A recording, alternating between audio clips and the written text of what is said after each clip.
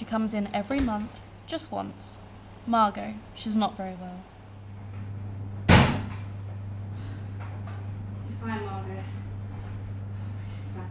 Something happened to her. My guess is that she was involved in some kind of terrible accident when she was younger. Like her family were killed in front of her. Something sympathetic. She never talks about it. She just comes in once a month, with bloody sheets and towels.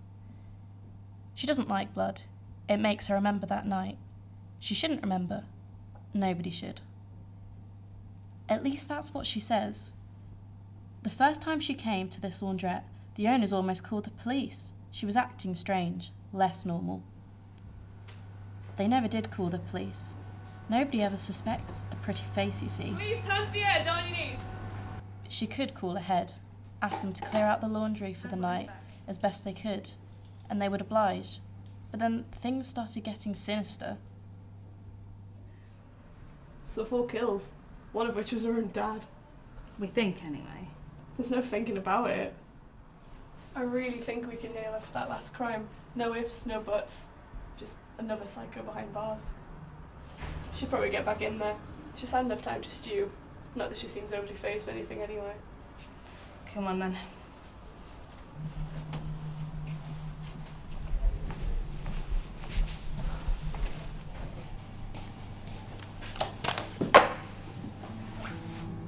All those males going missing, fathers mostly, but they were bad fathers.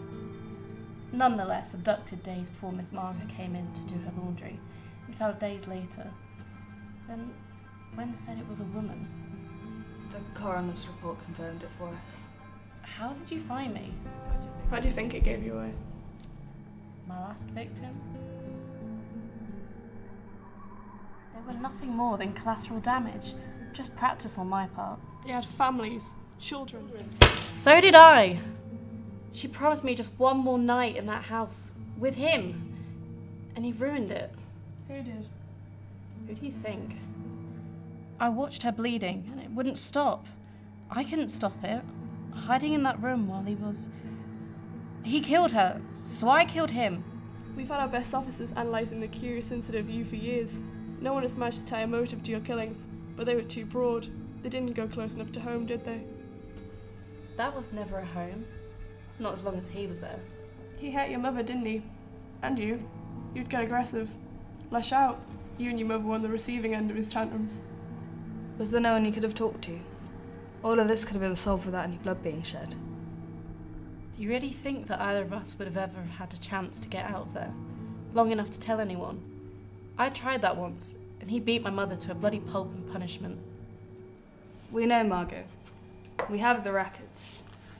Broken bones, bruises, all of them from falling down the stairs or walking into walls. All of them. Well, then why did nobody help? I was just a kid. I was just a kid. But he took that away from me too. I didn't have a childhood. Just being on the receiving end. No friends, no family. Just me and my mother. And him.